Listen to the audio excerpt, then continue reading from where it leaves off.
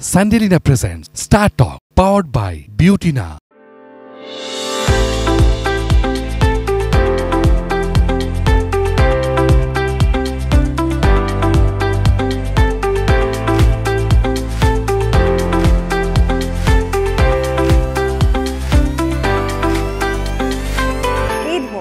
সবাইকে স্বাগত জানাচ্ছি ঈদের বিশেষ আয়োজন Sandelina presents star talk powered by Beautina. দর্শক, আপনাদের সাথে আছি আমি অর্পা হাসান, আর আমার সাথে আছে এবং আপনাদের সাথে আছে অত্যন্ত গুণী একজন ব্যক্তি, ব্যাচেলার পয়েন্টে নন ব্যাচেলার, জিয়াউল হক পলাশ। কেমন আছেন ভাইয়া? এই তো আছি ভালো। ঈদ মোবারক। ভালো আছেন? ঈদ মোবারক আপনাকেও। ভাইয়া, ঈদের কি কাজে আপনাকে দেখা যাবে এবং কেমন কাটছে আপনার ঈদের ব্যস্ততা? ঈদ তো সবসময় আনন্দের, পরিবার সহ ঈদ করাটা মানে আমি মনে করি যে সবার জন্য একটা আনন্দের। তো আমি সে আনন্দের মধ্যে দিয়ে যাচ্ছি। তার উপরে এখন তো আমার পরিবারের নতুন সদস্য, যেহেতু আমার ছেলে যুক্ত হয়েছে, তো আমার আনন্দের মাত্রাটা একটু বেশি। আর কাজ তো সবসময় থাকে আমাদের ঈদে। এবার আমাদের ঈদের দিন রিলিজ হলো ফিমেল 4। আচ্ছা। এবং অনেকেই দেখতেছেন, অনেকেই তাদের শুভেচ্ছা জানাচ্ছেন ফিমেল 4 দেখে। এছাড়া আমি অমিভের কাজে বাইরে এবার আরও 2টা কাজ করছি, এবং যেটা সবসময় বলি আর কি, যে একটু ভিন্ন রকম কোনো কিছু হইলে আমি থাকবো ওই কাজগুলোর সাথে। তো সেটাই হয়েছে আর কি, একটা আশিকুর রহমান ভাইয়ের একটা কাজ, এভাবেও ফিরে আসা যায়, সেটা করেছি। এবং ইমন ভাইয়ের একটা কাজ ছিল, এটা নাম হচ্ছে ভ্যানিশিং ম্যান, এই কাজটা করেছি। তার মানে এবার কিন্তু ঈদে দ্বিগুণ আনন্দ। হ্যাঁ, নাটক প্লাস ছেলে। আচ্ছা, এবার আমাকে একটু বলেন, ব্যাচেলার হিসেবে ঈদ বেশি এনজয় করতেন নাকি নন ব্যাচেলার হিসেবে ঈদ বেশি এনজয় করছেন? ব্যাচেলার ঈদগুলো ছিল একরকম, ওইটা তো একরকম পার করেই আসছি প্রায় জীবনের 28-29 বছর বয়স পর্যন্ত। দুইটা আসলে দুই রকম। আপনার ব্যাচেলার থাকেন এক ধরনের মজা, আবার বিয়ে করার পর নিজের ওয়াইফ, নিজের বাচ্চা, নিজের মা বাবার সাথে ঈদ যাপন করাটা অন্যরকম। তবে এটা ঠিক যে বিয়ের আগেরটাই মজা বেশি। মানে কোনো বাধা ধরা থাকে না, এরকম কিছু নাই। আমি তো প্রায় আমার ব্যাচেলার লাইফটা মিস করি, এবং আমার বউরে বলি যে নাফু, আমি কিন্তু এটা খুব মিস করতেছি আমার ব্যাচেলার টাইমটা। তো আমার বউ আবার একটু মাঝে মধ্যে আমাকে ওই স্বাধীনতাটা দেয়, আমি ধরেন একটু নিজের মতো করে থাকি। আবার একটু বন্ধুদের সাথে একটু ঘুরতে বের হতে চাইলেও আবার আমাকে ঘুরতে দেয়। সো ওই জার্নিটা যে আমি খুব বেশি মিস করি তা কিন্তু না। আচ্ছা, মানে যেহেতু স্বাধীনতা পাচ্ছেন, তো মাঝে মাঝে তো ব্যাচেলার লাইফটা এনজয় করছেনই। তো সেটাই। আচ্ছা ভাই, আপনার একদম মিডিয়াতে আসার আগের জীবন থেকে আমরা স্টোরিটা শুনবো, কিভাবে মিডিয়াতে যুক্ত হওয়া, তারপর নাটকের পাশাপাশি আপনি পরিচালনার কাজও করছেন। এত কিছু আসলে কিভাবে শুরু করেছেন, বা কখনো কি প্ল্যানিং ছিল যে না আমি বড় হয়ে মিডিয়াতে যাব? না, এটা ছিল, এটা আমার ক্লাস 8-9 থেকে। আমি যেহেতু নাখালপাড়া বড় হয়েছি, তো আমি ছোটবেলা থেকেই মানে আমার গুরু মুস্তাফা স্যার ফারুকিকে আমি দেখতাম নাখালপাড়াতে। বস দেখতাম সবসময় শুটিং করতো এলাকাতে, 420 শুটিং চলতেছে, তারপর সিঙ্গেল যে নাটকগুলো উনি বানাইতো সেগুলো শুটিং চলতেছে। তো সবসময় সৌরভকে দেখে দেখে বড় হয়েছি। তো একটা সময় মনে হয়েছিল যে আমি এরকম পরিচালক হব, কারণ ছোটবেলায় পড়তাম না সেলার অফ দ্য শিপ, এরকম আর কি, যে ও পরিচালক হাইটে যেতেছে রাস্তা দিয়ে, তার পিছনে তার পুরো ইউনিট, মানে ব্যাপার স্যাপারে পুরো আলাদা আর কি। তা আমার কাছে মনে হয়েছে যে বড় হইলে আমি এরকম হব। তো সেই অনুযায়ী আমি আগাচ্ছিলাম। কিন্তু যেটা হয়েছে 2009 আমি এসএসসিতে খারাপ রেজাল্ট করার কারণে পরবর্তী 2010-এ আবার আমাকে পরীক্ষা দিতে হয়েছিল। মানে তখন কি কনসেন্ট্রেশন এই যে মিডিয়ার প্রতি ছিল বলেই রেজাল্টটা খারাপ হয়েছে? অনেকটা, মানে ম্যাট্রিকে ফেল করেই বসছিলাম আর কি 2009-এ। আচ্ছা, তারপর 2010-এ আবার পরীক্ষা দিছি। পরীক্ষার খাতায় কি নাটক সিনেমার প্লট? না, এরকম কিছু না, মানে আমার মনে আছে আমি কেমিস্ট্রিতে ফেল করছিলাম। আচ্ছা। তো ওই সময়টাতে যেটা হয়েছে, আমার ঢাকা, মানে আমার স্কুল ছিল গভর্নমেন্ট ল্যাব, বুঝছেন? তো আমার স্কুলের পাশে ছিল ঢাকা কলেজ। তো আমার সমসাময়িক বন্ধু যারা সমবয়সী, এদের সাথে আমার খুব একটা বেশি, মানে যত বড় হচ্ছিলাম এদের সাথে আমার বন্ধুত্ব কমে যাচ্ছিল। আচ্ছা। আমার বন্ধু হয়ে গেছিল ধরেন আমার ঢাকা কলেজে বড় ভাই, যে কিনা ধরেন তখন অঞ্জন দত্ত শুনতেছে। তো আমাকে বলতেছে যে এই তুই অঞ্জন দত্ত শুনছস? আমি তখন 2008-9 তখন বন্ধু বান্ধবরা তখন হিমেশ শুনতেছে, ইমরান হাশমি মুভি টুভি দেখতেছে এরকম। আর আমার ভাই আমার বলতেছে তুই অঞ্জন দত্ত শুনবি, তারপর বলতেছে তুই কবির সুমন শুনবি। আর আমি তো বলি ভাই এরা কারা?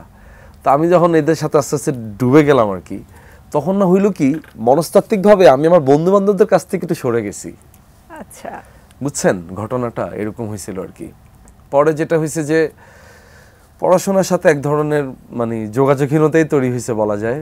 পরে 2010 আমি যখন পরীক্ষা দিলাম তখন তো আমার এক সাবজেক্ট পরীক্ষা দিচ্ছি, কেমিস্ট্রি। তো সারা বছর তো আর কেমিস্ট্রি পড়ার কিছু নেই। ওই 2010টা আমার লাইফের একটা টার্নিং পয়েন্ট ছিল। তখন আমার যেটা হয়েছে, প্রচুর আউট বই পড়া হয়েছে তখন। আচ্ছা। তখন আমার প্রচুর সিনেমা দেখা হয়েছে। আমার বন্ধু মনে আছে, আমাকে তখন ঋতুপর্ণ ঘোষের বাড়িয়ালি সিনেমার তখন ডিভিডি দিছিল আমাকে। এই প্রথম আমি ঋতুপর্ণ ঘোষের সিনেমা দেখলাম। আমার কাছে মনে হয়েছে ওয়াও, ওইটা কি দেখলাম আমি। পরে একে একে তার চোখের বালি সিনেমাটা তখন মানে আপনি দিনে দিনে মিডিয়াতে ঢুকে যাচ্ছিলাম। তার দহন সিনেমাটা দেখলাম। মানে এভাবে আস্তে আস্তে আস্তে ঢুকে যাচ্ছি। তো আমি যখন ইন্টার শেষ করলাম, তখন আমার আম্মা আর সৌরভ ভাইয়ের আম্মা, মানে আমরা তো একই এলাকায় থাকতাম, তো পরিচিত ছিল আর কি। তো আম্মার বলতাম, আম্মা আমি বসের সাথে এরকম অ্যাসিস্ট করবো, তুমি একটু বলো না, এরকম এরকম। তো যেটা হয় আর কি, যে সৌরভ ভাইয়ের এখানে তো আসলে নিজের যোগ্যতা প্রমাণ করেই আপনাকে ঢুকতে হবে। তো সৌরভ ভাই দেখতো যে আমি সবসময় ওনার শুটিং ইউনিটে কোথাও না কোথাও আমি থাকতাম। আচ্ছা। মানে অ্যাসিস্ট্যান্ট ডিরেক্টর না, ধরেন শুটিংয়ে কোনো একটা কিছু দরকার, তার অ্যাসিস্ট্যান্ট ডিরেক্টরদেরকে আমি হেল্প করতাম আর কি। তো সৌরভ ভাইয়ের চোখে বা কিবরিয়া ভাইয়ের চোখে, ওনার যে ছোটো ভাই, ওনাদের চোখে আমি সবসময় ছিলাম। তারপর ইন্টারমিডিয়েটের পর আমি সৌরভ ভাইয়ের সাথে জয়েন করি ছবিয়ালে। আমার অনার্স ফার্স্ট ইয়ারে আমি তখন তিতুমিরে ভর্তি হই। ভার্সিটিতে খুব একটা যাইতাম না, পুরো টাইমটা আমি তখন এখানে দিতাম। তো এরকম করে করে আস্তে আস্তে আমি অ্যাসিস্ট্যান্ট ডিরেক্টর হিসেবে যুক্ত হই। এর পরবর্তী সময় আমি ইশতেক আহমেদ রুমেল ভাইয়ের সাথে তখন অ্যাসিস্ট্যান্সি করি। এভাবে করে আমার ডিরেক্টর হওয়ার যাত্রাটা শুরু হয় আর কি। আচ্ছা। তারপর তো কাকতালীয়ভাবে একদিন অমি ভাইয়ের সাথে পরিচয় হয়। অমি ভাই তখন আমাকে অভিনেতা পলাশ হিসাবে সে আমাকে মানে মানুষের সামনে খুলে ধরছে আর কি। যদি আমি অভিনেতা হওয়ার জন্য কিন্তু আসিনি মিডিয়াতে, আমি বেসিক্যালি পরিচালক হওয়ার প্ল্যানিংটা মাথায় নিয়ে এসেছিলেন। হ্যাঁ হ্যাঁ হ্যাঁ, এরকম। মানে অভিনেতা বলা যায় যে পলাশের অ্যাক্সিডেন্টাল সাকসেস আর কি। ওই অভিজ্ঞতাটা কেমন ছিল যে আপনি ক্যামেরার পেছনে কাজ করতে করতে একদম হুট করে যখন ক্যামেরার সামনে চলে আসলেন? ওইটা না কেমন জানি ছিল। মানে আমি যেদিন প্রথম, অমি ভাই যখন আমাকে প্রথম ডাকে, তার আগে তো ধরেন টুকটাক এইদিকে একটা পাসিং ক্যারেক্টার দিয়েছিলাম, ওগুলো তো আসলে গণায় ধরার মতো না আর কি। তো অমি ভাই যখন আমাকে ডাকে শর্ট ফিল্ম, উনি একটা শর্ট ফিল্ম বানিয়েছিল আমাকে প্রথম, ওইটা এখন পর্যন্ত অনিয়ার হয়নি। আমি না মানে হয় নাই, কোনো একটা কারণে হয় নাই। আমি না শুরুর দিকে না একটু বিব্রতকর হয়েছি যে আচ্ছা আমাকে কেন ওরা অভিনয়ের জন্য ডাকতেছে, আমি তো অভিনেতা নাকি। আমি ফার্স্টে মনে করছি কি আমার সাথে মানে মজা নিতেছে ওনার অ্যাসিস্ট্যান্ট যারা ছিলেন, জিসান ছিল আর কি তখন। পরে দেখলাম যে না, অমি ভাই না সিরিয়াস, যে সে আমাকে দিন একটা শর্ট ফিল্ম বানাবে। আমি বললাম যে আমার তো এরকম অভিনয়ের কোনো জার্নিও নেই। পরে অমি ভাইয়ের সাথে শর্ট ফিল্মটা করছি, করার পর আমার মনে আছে অমি ভাই আমাকে তখন 1500 টাকার একটা খাম দিছিল, বুঝছেন? দারুণ। হ্যাঁ, তখন অমি ভাইয়ের সাথে আস্তে আস্তে আমার পরিচয় হইলো। এরপরে যেটা হয়েছে, আমি তো তখন ডিরেক্টর হওয়ার জন্য প্রস্তুত, প্রডিউসার খুঁজতেছি, কাজ টাজ করবো এরকম একটা সময়। তখন অমি ভাই তখন আমাকে বলছিল যে তুমি কি আমার টিমের অ্যাসোসিয়েট ডিরেক্টর হবা? পরে ভাবলাম যে হই না, অমি ভাই টিমটাও ভালো ছিল তখন, আর আমি তখন অফিস নাই আমার, কোনো একটা অফিসও হইলো আমার। তো সব কিছু মিলে আমি ভাবলাম যে ঠিক আছে হবো। পরে হইলাম। ওই যে হওয়ার জার্নিটা, ওইটা হইতে হইতে তারপর একদিন আচমকা আমাদের একটা প্রজেক্ট আসছে ব্যাচেলার পয়েন্ট। পরে অমি ভাই বললো যে তুই এটাতে অ্যাক্টিং কর। তা আমি যেদিন ব্যাচেলার পয়েন্টে, আপনার মনে হয় কি যে ব্যাচেলার পয়েন্ট আপনার মিডিয়া লাইফে আপনার অভিনেতা হিসেবে একটা টার্নিং পয়েন্ট কিনা?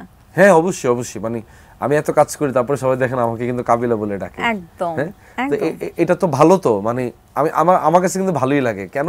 কারণ হচ্ছে যে এত চরিত্র, এত ক্যারেক্টার চারদিকে, মানুষ এত কাজ দেখতেছে, কিন্তু এত কিছুর মাঝখানেও আবার কিন্তু ধরেন কাবিলাকে মনে রাখছে। তো এটা আমার কিন্তু ভালোই লাগে, আমি এটা খুব এনজয় করি। জি অবশ্যই।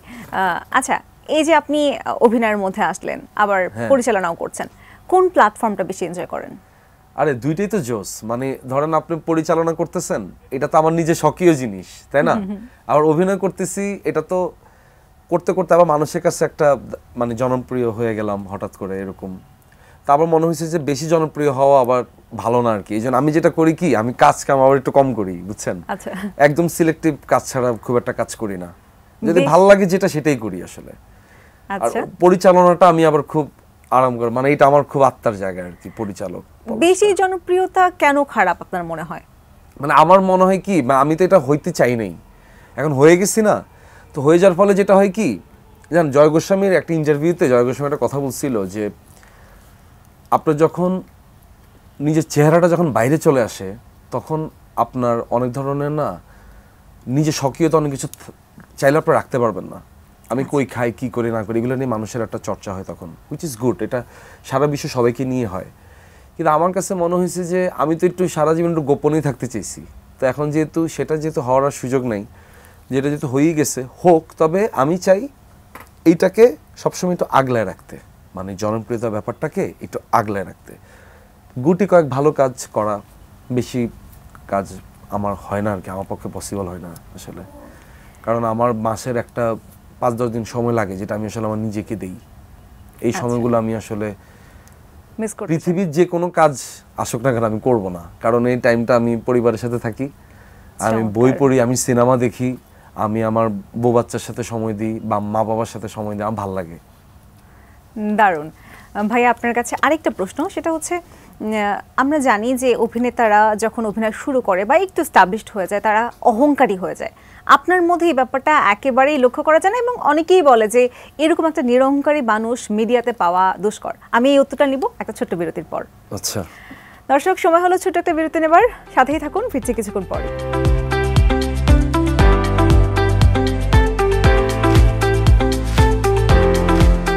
Sandelina presents Star Talk, powered by Beauty Now. Sandelina presents Star Talk, powered by Beauty Now.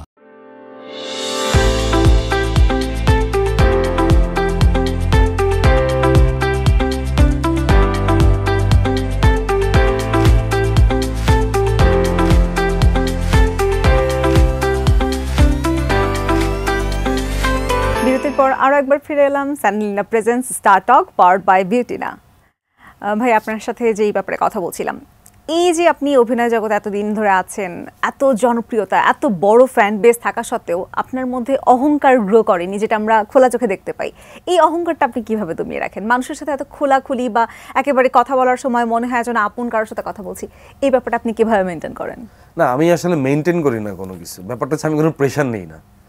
আমি এলাকাতেই আসি, নাখালপাড়াতেই আসি, রেলগেটে আড্ডা দিই, মানে আমি যে কিছু একটা, এইটা আমি আসলে মাথা দিয়ে আনতে চাই না। মানে এটা একটা প্রেশার না, আপনি যদি ভাইবা ফেলেন যে আপনি কিছু একটা, তা আমি করেছি কি আমার জীবন থেকে প্রেশারটা আমি নাই করে ফেলছি আসলে। আমি কথা বলি, আমি আড্ডা দিই, চা খাই, বন্ধু বান্ধবদের সাথে ঘুরতে চলে যাই, মানুষজন আসে, ছবি তোলে, কথা বলে, চলে যায়, দ্যাটস ইট। মানে এইটাকে আপনি প্রেশার মনে করলে আপনার কাছে প্রেশার না মনে করলে আসলে কিছুই না। আচ্ছা, আপনার বন্ধু মহলে কি এটা মেনটেন করে যে হ্যাঁ ও তো সেলিব্রিটি, এখন ওর সাথে এভাবে করে মেপে কথা বলতে হবে? না না না না, এরকম কেউই নাই আমার সার্কেলের মধ্যে, এগুলো কেউই নেই। ওরা আপনার সার্কেলের কথা বলতে, আমার ঘরের মধ্যে তো এটা নাই। ধরেন আমার বউ, ওর কথা হচ্ছে যে আচ্ছা তুমি পলাশ বা কাবিলা, এগুলো তো তুমি বাইরে, মানে আমার কাছে তো তুমি না না, ওইগুলো কিছুই না আর কি। মানে জোস আছে, মানে আমরা আসলে বন্ধু তো বুঝছেন, ওরকম আর কি, মানে একদম বন্ধুর মতো আর কি। আমার প্যারা নাই আর কি কোনো কিছু নিয়ে। চমৎকার। আচ্ছা ভাইয়া, আমরা জানি আপনি বেশ একটু সাহিত্যমনা, আপনার জীবনে জীবনানন্দ দাশের একটা প্রভাব আছে, কবিতা লিখতেও পছন্দ করেন। না লিখি এগুলা অনেক আগের ছোটবেলার জিনিস এগুলা। এই কবিতা লেখাটা তো ভাই অনেক বড় একটা শিল্প ভাই, এটা অনেক মেধা লাগে। আমি মনে করি যারা কবিতা লিখে, যারা গান গায়, এরা আসলে খুব বেশি মেধাবী মানুষ। এই জন্যই তারা কবিতা লিখতে পারে, তারা গান গাইতে পারে, এটা আমি মনে করি। মানে আমি আজকে পলাশ হইলাম, আমি চাইলে একটা কবিতা লিখলাম, ব্যাপারটা কিন্তু এরকম না ভাই। কবিতা কিন্তু অনেক অনেক গভীর জিনিস, এটাকে উপলব্ধি করতে না পারলে ওই ধারে কাছে কেউ যাইতে পারবে না। কিন্তু পড়তে ভাল লাগে আমার, ভাস্কর চক্রবর্তী কবিতা ভাল লাগে, জয় গোস্বামীর কবিতা ভাল লাগে। এবং আমি তো আসলে নাম ভুলে যাই, তো ওই দিন পরশু দিন পড়তেছিলাম, ওনার নামটা ভুলে গেছি, খুব সুন্দর ছিল। তারপর আমার একটা প্রিয় কবি আছে ইমতিয়াজ মাহমুদ, ওনার কবিতা আমার খুব ভালো লাগে। অনেকেই আছে যে কবিতা পড়ি, ভাল লাগে। অবসর সময় কি কবিতা পড়ে কাটান? শুধু কবিতা পড়ে না, অনেক কিছুই পড়ি, মানে যখন যেটা নিয়ে পড়তে মন চায়। ইদানিং আবার একটু পড়তেছি, বিজনেসের কিছু বই পড়তেছি, ভালো লাগতেছে। আচ্ছা, মানে বিজনেস রিলেটেড অনেক কিছু পড়তেছি। মানে আমার কাছে মনে হয় কি, একজন ডিরেক্টর বা একজন আর্টিস্ট, ওর পৃথিবীর সমস্ত বিষয়ের জ্ঞান থাকা উচিত। একটু হইলেও ওর জ্ঞান থাকা উচিত যে পৃথিবীতে এখন কি ঘটতেছে। আপনি সময়ের সাথে নিজেকে আপডেট করতে হবে। ধরেন আপনি বলতে পারেন যে ভাই আপনি অ্যাক্টিং করেন, আপনি ডিরেকশন দেন, আপনার বিজনেসে বই পড়া দরকার কি? এটাও দরকার আছে। একটা প্রোডাক্টকে আপনি কীভাবে মানুষের কাছে নিয়ে যাবেন, একটা মানে আপনার একটা কন্টেন্ট বানালে সেটাও কীভাবে মানুষের কাছে নিয়ে যাবেন, এটা নিয়ে তো আপনি স্টাডি করতে হবে। ভাইয়া, আপনি নির্মাণের সাথে যুক্ত আছেন, ভবিষ্যতে কোন ধরনের কাজগুলোকে করতে চান বা কোন মেসেজগুলো আপনি ক্যামেরার পেছনের দর্শকদের কাছে ফুটিয়ে তুলতে চান? মেসেজ কতটুকু পারবো দিতে আমি জানি না, তবে আমি যেটা বিলিভ করি যে অভিনেতা পলাশ আর ডিরেক্টর পলাশ কিন্তু একটু দূরের কিন্তু ওরা। আচ্ছা, কিভাবে সেটা? মানে আমার ডিরেকশনের কাজগুলো আপনি যদি দেখে থাকেন, এটা কিন্তু এরকম না যে আমি ইচ্ছা করে করছি, বাট এরকম না, এটা অবচেতন মনেই হয়ে গেছে। ধরেন অভিনেতা পলাশ না একটু চুপচাপ আর কি, মানে ও একটু নির্জন নিস্তব্ধ এরকম আর কি, মানে সরি পরিচালক পলাশ আর কি। যে আর অভিনেতা পলাশ তো ও তো সব সময় চার্মিং। হ্যাঁ, চার্মিং করতেছে, পরিচালক যেভাবে ওকে চাচ্ছে সেভাবে করতেছে। আচ্ছা, এই যে অভিনেতা পলাশ বললেন সবসময় চার্মিং, আপনি কি ব্যক্তি জীবনে ওরকম চার্মিং, নাকি ব্যক্তি জীবনে আপনি নির্মাতা হিসেবে নির্মাতার মতন বোরিং? বোরিং না, মানে আমি সবই মিক্সড আর কি। মানে যার সাথে আমার আসলে মানে যাকে আমার মানে চেনা জানা আছে তার সামনে আমি অনেক বেশি ওপেন, আবার যার সাথে আমার খুব একটা বেশি চেনা জানা নাই তার সাথে আসলে খুব একটা বেশি হয় জমে না আর কি আমার, এরকম। আচ্ছা ভাইয়া, এই যে আপনার এত বড় ফ্যান বেজ, ব্যাচেলার পয়েন্টের পর থেকে আরো বড় একটা ফ্যান বেজ তৈরি হয়েছে, ছেলেদের তো আছেই, মেয়েদেরও বিশাল একটা ফ্যান বেজ, এটা নিয়ে ভাবি কখনো জেলাস হয়? না, ও তো তেমন কিছু বললো না তো কখনো। কখনোই কিছু বলে না? না না, এরকম কিছু। কখন আপনার ফ্যানদের ফোন টোন আসে বা কেউ ওরকম উড়ো চিঠি গিফট বাসায় কি পাঠায়? হ্যাঁ, চিঠি তো অনেক পাইছি। আমার তো চিঠি লিখতেও ভালো লাগে, চিঠি পাইতেও ভালো লাগে। আমি কিন্তু আমার বড় কিন্তু এখনো চিঠি লিখি। ওয়াও, আমার ভালো লাগে এটা। কিরকম, মানে একই বাসায় থাকেন তো? একই বাসায় থাকি, ধরেন একটু সকালবেলা শুটিং এ চলে গেলাম, একটা ছোট একটা চিরকুট লিখে গেলাম আর কি। চমৎকার। হ্যাঁ, তা আমার আবার বাসায় এরকম চিঠি আসে। আচ্ছা, আমার একটা ফাউন্ডেশন আছে যেটা নামই দিয়েছি আমি ডাক বাক্স। ওকে। ডাক বাক্স দেওয়ার কারণটাই ছিল এটা, জানেন? কারণ আমি দেখতাম আমার কাছে অনেক মানুষ আসে, আইসা বলে যে, ধরুন নোয়াখালী গেছি, মুরব্বীরা আসে বলে, রে তোর কাগারে এটা হইছে, তোর কাগারে ঠ্যাং ভাঙিয়ে গেছে, হেতাল্লাই কিপতাম। আবার ধরেন আরেকজন এসে বলতেছে, আমি এটা তুই বিয়ে দিতে হাইতেছি না, তুই তখন কাবিল হইছ, তুই আমার সাথে থাকলে কিছু দিও অন করে, এরকম আর কি। আচ্ছা, তা আমি দেখতাম কি সবার জীবনের থাকে না, চিঠির মধ্যেই তো আমরা অনেক ভেতরের কথা লিখি না, তো সবার জীবনের সব ভেতরের কথাগুলো আমারও বলে। তো আমার নিজেরও মনে হচ্ছে এটা ডাক বাক্স, বুঝছেন, যে ও এসে চিঠি ফালায়, যে এরকম ওইটা কনসেপ্ট থেকে তখন একটা ফাউন্ডেশন করছিলাম, ডাক বাক্স ফাউন্ডেশন, যেটা এখন পর্যন্ত আছে।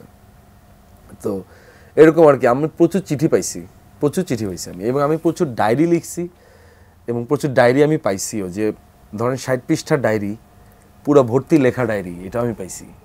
মানে নট অনলি মানে মেয়েদের কাছে ব্যাপারটা এরকম না, ছেলেদের কাছ থেকে আমি পাইছি। এই যে পুরো ডায়েরি বললেন, এটা কে ছেলে দিয়েছিল নাকি মেয়ে? এটা ছেলেও দিছে, মেয়েও দিছে। আমি ছেলের কাছ থেকে পাইছি, মেয়ের কাছ থেকে পাইছি। ছেলেটা যেমন দিছে, ও হচ্ছে কি ওর জীবনের পুরো একটা জার্নি লিখছে আমাকে, যে ওর ফ্যামিলির প্রবলেম, তারপর একটা সময় আমার নাটক দেখলো, ওর মা ক্যান্সার আক্রান্ত ছিলেন, এবং ওর মা যতদিন পর্যন্ত হসপিটালে ছিলেন ওর মা হাসতো না। ও আমাকে চিঠিতে লিখছে যে, ভাই আমার মা খুব অসুস্থ, আমার মা হাসতো না। যেই প্রথম আপনার ব্যাচেলর পয়েন্ট নাটক দেখলো, তো ওই হসপিটালে কেবিনের রুমে তাদেরকে টিভি দেখার ছিল, ব্যবস্থা ছিল। তো আমাদের নাটক দেখে প্রথম নাকি তার মা অসুস্থতার মধ্যে হাসতো, যখন আমার সিকোয়েন্স আসতো তখনই নাকি ওর মা হাসতো। তা আমাকে এগুলো লিখে পাঠাইছে। তো মানুষের সাথে আমার অনেক ইমোশনাল জার্নি হয়, কিন্তু এটা আসলে আপনি হবে কখন জানেন, যখন ধরেন আপনি মানুষের কাছাকাছি যেতে পারবেন, বুঝছেন? ডেফিনেটলি, নির্দ্বিধায়। এটা আপনি এটা একটা ঐশ্বরিক ব্যাপার। কিন্তু মানে আমি পলাশ ফিল করি, আমি কিন্তু আজকে 18 নিউজে আমি এরকম মানে কি স্টার টক, মানে আমি মানে স্টার হিসেবে কখনো আসবে এটা তো আমি ফিল করি নাই কখনো। আমার জীবনে এটা হবে এটা তো আমি কখনো ভাবিনি। তো যেটা হওয়ার কথা ছিল না, যেটা হইছে, তো আমি মনে করি এটা তো গা লাগানোর কিছু নাই আর কি, বরং মানুষের কাছাকাছি থাকা, তাদের সাথে আড্ডা দেয়া, মানুষের জীবনের সাথে মিশে যাওয়া, এটার মধ্যে একটা মজা আছে। চমৎকার। আচ্ছা, এই যে যখন অভিনয় করেন, আপনি বলছেন মানুষের সাথে মিশে যাওয়া, এটা কি মাথায় থাকে তখন যে আমি এই ক্যারেক্টারটা প্লে করছি, মানুষের সাথে মিশে যেতে হবে বা মানুষ যাতে আমাকে কাছের বোধ করে, এই একটা অনুভূতি এনে কি আপনি অ্যাক্টিংটা করেন কিনা, নাকি আপনি সাবলীলভাবে করেন? আমি সাবলীলভাবেই করি। বললাম না, আমি যেদিন প্রথম ব্যাচেলর পয়েন্টে ক্যামেরার সামনে দাঁড়াইছি, ওই দিন আমি নিজেকে নিজে বলছি, পলাশ তোমার জীবনে পাওয়ারও কিছু নাই, হারানোরও কিছু নাই, যা পাওয়ার তো পেয়ে গেছে। না প্রথম। আচ্ছা, ক্যামেরার সামনে যখন দাঁড়িয়েছেন আপনি তো এস্টাবলিশড একজন, মানে মোটামুটি ক্যামেরার পেছনে ভালো কাজ করছেন। ক্যামেরার পেছনে কিন্তু ক্যামেরার সামনে অভিনেতা পলাশ। আচ্ছা, কারণ আমি বলতেছি তুমি এটা সিরিয়াল করতে হবে ব্যাচেলর পয়েন্ট, আমি মনে ভাবতেছি যে আমাকে দিয়ে সিরিয়াল, এটা কেমনে পসিবল? এটা তো হয় কখনো? পরে আমি বলছি মনে মনে বলতেছি পলাশ তোমার নিজের পাওয়ারও কিছু নেই হারানোরও কিছু নেই, যা তুমি ওইটাই করো, প্রেশার নিও না কোনো, নিজে বুঝেছি। তারপর অমি ভাই আছে, অমি ভাই এমন একজন মেন্টর, যে মেন্টরটা যে যার জীবনে পাইছে সে খুব লাকি, যেটা আমি ফিল করি। কারণ অমি ভাই আপনাকে খুব সুন্দরভাবে অনেক কিছু সহজ করে দিবে জীবনের। অমি ভাই আমাকে বলতো যে পলাশ গো উইথ ইউর ফ্লো, কিছু হইলেই খালি বলে গো উইথ ইউর ফ্লো। অমি ভাই কথাটা এখনো বলে, আমার ভালো লাগে। তো অমি ভাই মেন্টর হিসাবে খুবই দুর্দান্ত, মানে অমি ভাইকে মেন্টর হিসাবে পাওয়া আমি মনে করি অনেক সৌভাগ্যবান আমি। ভাই আপনার কাছে আবারও ফিরবো ছোট একটি বিরতির পর। ওকে। দর্শক সময় হলো আরেকটা ছোট বিরতি নেবার, সাথেই থাকুন। বিরতির পর থাকছে আমাদের চমৎকার একটি segment. Sandelina presents Star Talk powered by Beautyna.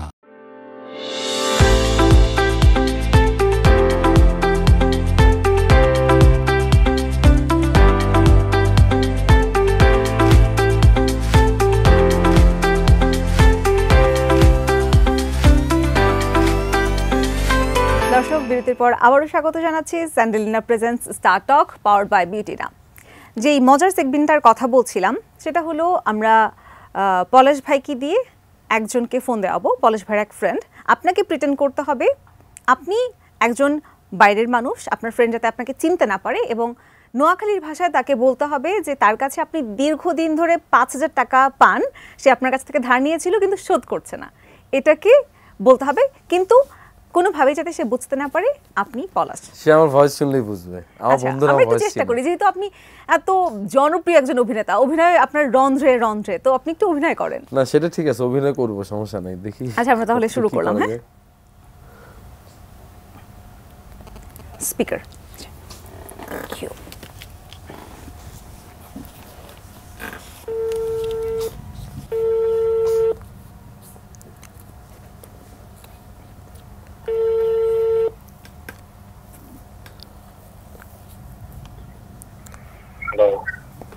Hello, আসসালামু আলাইকুম।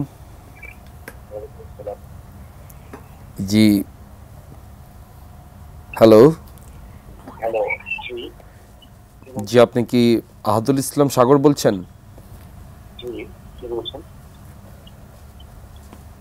কে বলছেন মানে কি এখন আর কি চিনতে পারছেন না নাকি? হ্যাঁ বলেন না, নাম বলেন। টিয়া নেওয়ার আগে তো চিনছিলেন নাকি? টাকা নেওয়ার আগে তো চিনছিলেন। ও ভুলে গেছেন, নাম্বার ভুলে গেছেন? হ্যাঁ, টিয়া নেওয়ার আগে তো চিনছেন, অন চিনেন না নাকি? হেতে আপনার বউয়ের জ্বর, আপনার হোলার জ্বর, আপনার মাইয়ার জ্বর, কত কিছু বলে আপনার টিয়া লইলেন, অন কিয়া? হ্যাঁ, নাম বলতাম না, নাম বলতাম না আপনারে, বুঝিল না আপনি আমি কে? হ্যাঁ, অন সামনে ঈদ আইতেছে, ঈদ আইছে, আর টিয়া এটা কবে দিবেন আপনি? হ্যাঁ, স্বপ্নে দিব, আপনার স্বপ্নে টাকা দিব। টিয়া দিতেন না? না, টাকা দিব না। আপনি তাহলে এগুলোই করেন। আপনি আপনার নাম্বার এটা আজকে 999 দিয়ে দিতেছি, ঠিক আছে? নেই টিয়া নেয়ার বেলা হেতে ঠ্যাংসাবি ধরলেন, আচ্ছাবি ধরলেন, অন্তত টিয়া দেওয়া দরকার, হেতে আর আপনি চিনেন না। আপনারা তো আননোন নাম্বার থেকে কল দিছে, আপনারা কি আন নাম্বার তুমি কল দিলে কি আপনি ধরতেন নি? অন্ত আপনি চিনতেছেন না নাকি? হ্যাঁ, চাঁদপুর কিনলে হইব আমার বাড়ি নোয়াখালী। ভাইয়া আমি একটা কথা বলি আপনাকে, ভালো ভালো আপনার টিয়াটা দিয়ে দেন ভাইয়া। আমি কিন্তু আপনার লগে কোনো ধরনের খারাপ আচরণ, গালি গালা জীবন কিন্তু করতে ইচ্ছা না, কই দিলাম। ঠিক আছে, খারাপ আচরণ করেন ভাই, আমার কোনো সমস্যা নেই। না থাক, খারাপ আচরণ করন যেত না, আমি কি আপনার মতনই যে এনে সেনে খারাপ আচরণ করি হেলাই। ভাই আমি আপনারা কিছু বলতাম না, আমি খালি একটা কথা বলতেছি, টিয়াটা দিয়ে দিয়েন, এর বাড়তি আমি কোনো কথা বলতে রাজি না, ঠিক আছে?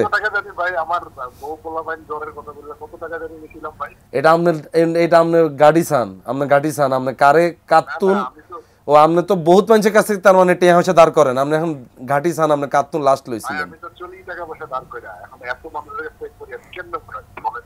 আপনি এটা ঘাটি চান, আমি আপনার 10 মিনিট পর আবার কল দিতেছি। না না আমি গাড়ি দিতে পারতাম না ভাই। আপনি ঘাটি তারপরে আপনি খোঁজ লাগান আমারে। চমৎকার চমৎকার, মানে বোঝাই গেল যে আপনি একজন জাত অভিনেতা। না না চমৎকার। আপনি বললেন যে আপনার বন্ধু আপনাকে চিনে ফেলবে, কিন্তু সে কিন্তু কোনোভাবেই টেরও পেল না যে এটা তার বন্ধু পলাশ। চমৎকার ভাইয়া। ওনার হচ্ছে সাগর, আমার স্কুল ফ্রেন্ড। আচ্ছা, এবং আমাদের স্কুলে আমাদের অনেক বছরের একটা জার্নি গেছিল আর কি। চমৎকার, অসাধারণ আপনার অভিনয়, অসাধারণ আপনার নোয়াখালীর ভাষার উপর দক্ষতা। ভাইয়া আপনার কাছে প্রশ্ন, আপনার কি মনে হয় একজন শিল্পী হিসেবে সমাজের প্রতি আপনার দায়টা কতটুকু? এটা খালি শিল্পীর না আপু, আপনি যে উপস্থাপিকা বা ক্যামেরাম্যান যে আছে সবারই দায় আছে, প্রত্যেকটা নাগরিকেরই দায় আছে। শিল্পী বলে যে আলাদা একটা দায়, ব্যাপারটা এরকম না। যে কর্পোরেট চাকরি করে ওরও দায় আছে। হ্যাঁ, ব্যাপারটা হচ্ছে শিল্পী মানুষের সামনে বেশি চোখে পড়ে, শিল্পীর আচার আচরণ মানুষের মানে নখদর্পণে থাকে, নজরদারির মধ্যে থাকে আর কি, বলা যায় অনেকটা, যে ওকে ফলো করে থাকে না। তো সেদিক থেকে একটা দায় কিন্তু অবশ্যই আছে, যে আপনি কিভাবে কি করবেন, আপনার কোন কথাটা মানুষের জন্য হার্মফুল হতে পারে, কোন কথাটা আপনার মানুষের জন্য ভালো হতে পারে, অতটুকু সময় অতটুকু বুদ্ধি বিবেচনা আমার কাছে মনে হয় প্রত্যেকেরই থাকা উচিত। চমৎকার। ভাইয়া, অভিনয় নিয়ে আপনার ভবিষ্যৎ পরিকল্পনা কি? আপনি কি অভিনয় থাকতে চান নাকি আপনি ক্যামেরার পেছনেই কাজ করবেন? আমি দুইটাই করব, যতদিন পর্যন্ত দুইটা কাজ করতে ভালো লাগে দুইটাই করব। পরিচালনা ভালো লাগে, অভিনয় করতেও ভালো লাগে, দুইটাই আমার নিজের এখন। তো দুইটাই করব যতদিন পর্যন্ত কাজ মানুষ চাবে ততদিন পর্যন্ত আসি। মানে মিডিয়াতেই থাকছেন? যতদিন পর্যন্ত দেখি যে আমার কাজের গ্রহণযোগ্যতা আছে আমি আসি। যখন দেখবো যে নাই, সেদিন থেকে আমার কোনো প্যারা না, আমি আবার আমার ফ্যামিলির সাথে সময় কাটানো শুরু করব।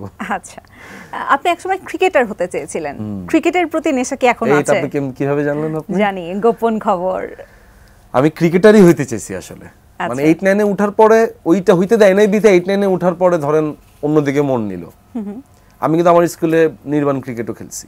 আচ্ছা, মানে আমার ছোটবেলা থেকে আমার বাপ মার ধরেন যে আমি অস্থির বানায় ফেলছে আমাকে বিকেএসপিতে ভর্তি করানোর জন্য। তখন হয় কি, বাবা মারা চিন্তা করে কি যে ছেলে হবে ডাক্তার, নাইলে ইঞ্জিনিয়ার, নাইলে আবার ক্রিকেটার হইব, হাতে হাতে ডিরেক্টর হইব, হাতে এটা হইব। মানে আব্বা যেমন ভাবে আর কি আমারে নিয়ে, তার তো টেনশন আমারে নিয়ে যে এইটার বাদে, ডাক্তার ইঞ্জিনিয়ার বাদে মনে হয় না আর কোনো প্রফেশন কেউ করতে পারে। ডাক্তার ইঞ্জিনিয়ারও কিন্তু অনেক বড় প্রফেশন, ওটাকে আমি ছোট করতেছি না। তারপরে মা বাবারা থাকে না একটু সেফটি, ভাবতে পারে না আসলে, ভাবতে পারে না আর কি। সেটাই। তো এটা হইতে পারি নাই। নির্বাণ ক্রিকেট খেলছিলাম টানা 3 বছর। এই যে যাকে ফোন দিলাম সাগর, ও আর আমি একসাথেই খেলছি। তো হইতে চাইছি, পারি নাই। এর পরবর্তীতে ক্রিকেট খেলা যখন এগুলো দেখা শুরু করছি, তখন তো আমি বাংলাদেশ ক্রিকেট দলের ডাইহার্ড ফ্যান আমি। আচ্ছা, সুযোগ পেলে কি আপনি এখন ক্রিকেট খেলতে পছন্দ করবেন যদি আপনাকে অপশন দেওয়া হয়? হ্যাঁ, যদি আপনাকে অপশন দেওয়া হয় যে মিডিয়া ছেড়ে আপনি ক্রিকেট এস্টাবলিশড হওয়ার একটা বড় সুযোগ পাবেন, কি করবেন? এখন তো আর সেই সুযোগটা মনে হয় না পাবো, যেটা সত্যি কথা। যদি সুযোগ পান তাহলে কি করবেন? সুযোগ পেলে তো খেলবো, আমার তো ক্রিকেট খেলতে ভালোই লাগে, খারাপ লাগে না তো। মানে এটার প্রতি আমার একটা ভালোবাসা আছে, যেটার প্রতি আমার ভালোবাসা আছে ওইটা করতে আমার কোনো প্রবলেম নেই। চমৎকার। পলাশ ভাই, আপনার সাথে আরো অনেক গল্প ছিল, কিন্তু আমাদের অনুষ্ঠানের সময় একদম কম। আপনাকে বিদায় জানাতে হচ্ছে। আপনার জন্য অনেক অনেক শুভকামনা, আপনার আপকামিং কাজের জন্য শুভকামনা। ঈদ মোবারক, ভালো থাকবেন। ঈদ মোবারক। আপনাকেও ধন্যবাদ এবং এটিএন নিউজকেও ধন্যবাদ। Thank you. দর্শক, এই ছিল আমাদের আজকের আয়োজনে। আশা করছি সবার খুব ভালো লেগেছে আমাদের স্পেশাল সেগমেন্ট সহ। দেখা হবে পরবর্তী পর্বে বা পরবর্তী কোনো অনুষ্ঠানে। সবাই ভালো থাকবেন, সুস্থ থাকবেন, এটিএন নিউজের সাথেই থাকবেন। ঈদ মোবারক।